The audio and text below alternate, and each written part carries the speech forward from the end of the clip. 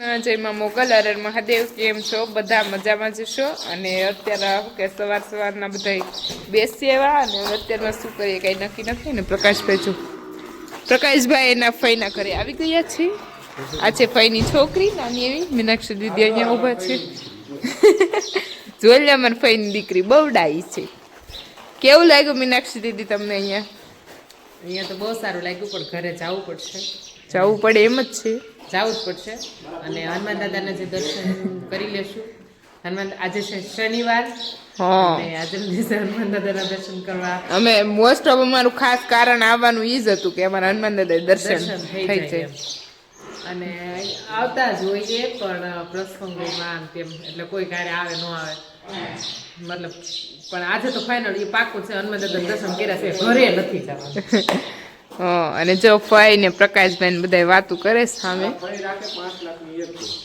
ફઈ ની 5 લાખની એક ભેંસ હું તમને કહીશ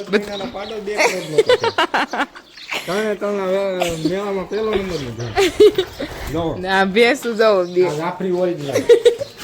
થોડા માથા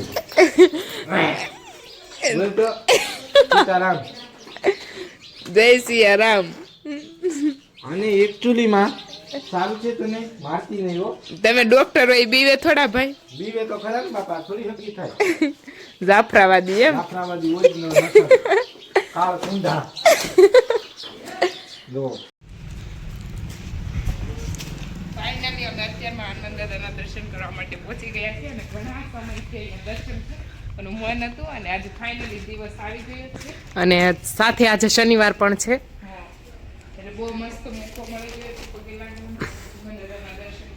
દાદાના દર્શન થઈ ગયા છે અને જે મનમાં ઈચ્છા હતી આજે મારી ફાઇનલ પૂરી થઈ ગઈ છે અને હવે અત્યારમાં આપણે નીકળી જાય ઘર બાજુ કેમ કે 2 કાલ આવેલા હતા અને આજે પણ દર્શન કરી અને હવે અત્યારે નીકળવાનું છે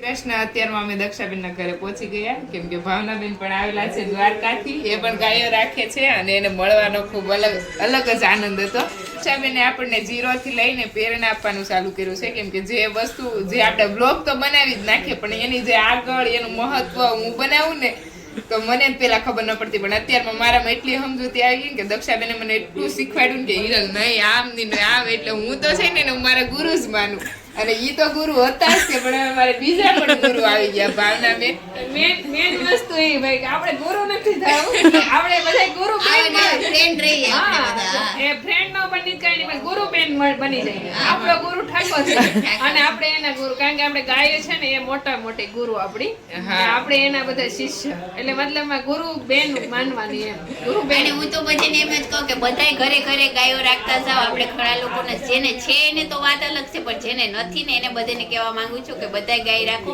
અને બધાય ગાય આરે જિંદગી વિતાવો તો બધાને બાળકોને આગળ જતા વિશ્વ સારું રહે એમ ભવિષ્ય એના માટે અને જો અત્યારની પોઝિશન એવી છે કે બધાય ગાય નથી રાખી કારણ કે જમીન જાગીર સિટીમાં રહે છે ત્યાં પૂછણ નથી એને શોખ છે પણ એ રાખી નથી કાંઈ નહીં અમે જેટલો બને એટલો પ્રયાસ કરશું તમારે ઘર સુધી ચોખ્ખું ઘી પહોંચી જાય એવી કોશિશ કરશું તમે તારી ચિંતા ન કરતા કારણ કે હવે આપણે આવનારી પેઢીને પણ શોખ જાગ્યો છે હિરલબેન જેવી દીકરીઓને એમ થાય કે આપણે ગાયો રાખી ગાયોનું કામ કરીએ એટલે આપણને ચિંતા નથી તમ તારે નાની આપણે આવનારી પેઢી બસ ગાયો રાખે અને ચોખ્ખું અને દેશી ખાય એ જ અમારી ઈચ્છા છે તો મારા પપ્પાને ઘરે હતી ત્યારથી મને શોખ છે અને મને જલમમાંથી ભેંસનું દૂધ ન હતું એટલે મારા પપ્પા સ્પેશિયલ મારી માટે ગાય પપ્પા દાદા અમે કેટલા ભરૂડા હતા અમે 21 જણાનો પરિવાર હતો તોય તેમાં દાદા સ્પેશિયલ અમને નાના છોકરા માટે ગાય રાખતા પછી મારા પપ્પા રાખતા એ કે આ છોકરીને હકતું નથી તો ગાય રાખીએ નાનપણ મને ગાયનું દૂધ થાય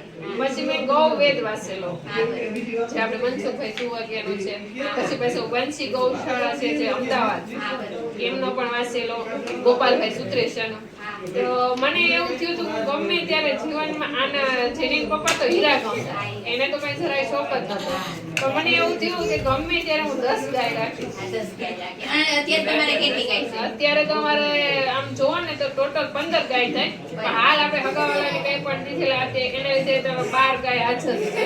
બાકી બધી પાછળ. તમારે એમ સમજો ને કે તમારા સપનાથી તમે આ વિશે આગળ બંને વાત પૂરી થઈ ગઈ. સપનું પૂરું થઈ ગયું 10 ગાય રાખવાના હતા એટલે. એટલે કે આમ જ્યારે સાસરે આવી ત્યારે તો એમ જ થતું કે આ પોસિબલ બનશે, શક્ય થાય એમ. શક્ય થાય કે નહીં થાય. આ બધી આમ જોઈએ તો દ્વારકાધીશની કૃપા કહેવાય ને, આ બધી ગાયનું ને રાખવું ને એ આપણા હાથમાં નથી. એટલે મને એમ થયું કે આ શક્તિ છે ને એ હકીકતે આપણી નથી. અને એને આપણે જો આપણે તબિયત બહુ ખરાબ રહેતી ને તો ગાયના ઓરા પણ આપણા માટે બેસ્ટ છે. કેમ કે આયુર્વેદ જ એમ કે તમે 2 મિનિટ તો 2 મિનિટ પણ તમે આને ગાય મારો દાખલો લઈ લો ને, હું પહેલેથી નાનપણથી હું બીમાર જ રહેતી. એટલે પછી હવે ગાયું ભેગી રહું ને ત્યારથી મારી બીમારી જતી રહી.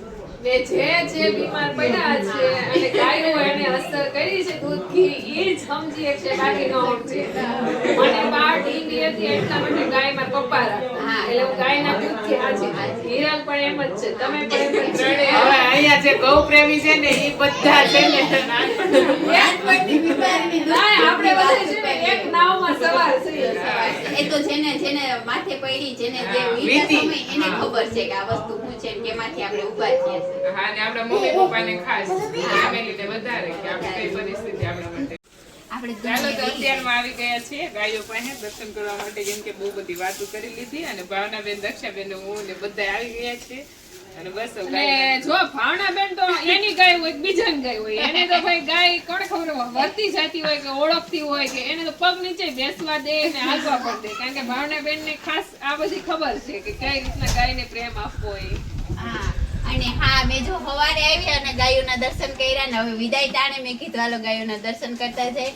અને હિરલબેન ને મળીને બહુ મજા આવી. દક્ષાબેન હજી જવા નથી દેતા, પણ હવે તો ગાયોના દર્શન કરીને આપણે નીકળી જવાનું. દક્ષાબેન મેં સમય જ એટલો વયો જાય. આપણે અડધી કલાક નક્કી કરીને આવ્યા ને તો 2-3 સાચી વાત કલાક છે. અમે ખાલી 15 મિનિટ માટે જ અહીંયા આવ્યા હતા અને અત્યારના વાગી ગયા 2:30 અને 10:30 વાગ્યાના અહીંયા છે. હવે તો દક્ષાબેન કઈ રજા આપો તો હવે તો ગાય માતાના દર્શન કરીને હવે નીકળી જાય. હો, એમાં શું છે ભાઈ, હું તો રજા આપું છું પણ એને જ ગાય પાસે એટલો પ્રેમ છે ને. મેં કીધું ખાલી હું તમને જમી લઉં એટલે હું તરત છૂટા કરી દઉં, પણ એને ગાય પાસે એટલો પ્રેમ છે કે તમારી પાસે રજા લઈ લો, ગાય પાસે લઈ લો. ચાલો હવે જો આપણે ગાય માતાના દર્શન કર્યા અને જય ગૌ માતા, જય દ્વારકાધીશ. અને હવે ગાય માતા જે આગળથી રજા લઈએ. અમારી લક્ષ્મી જો માથું નમાવે છે કે તમે ફરી પાછા પધારજો. પાકું ચોક્કસ. ગાયોની ગોવાળાનો બેસી ગઈ છે. હા, ગોવાળાટીઓ તો આવડે. ઈ તો ઓળખાણ છે ખાલી.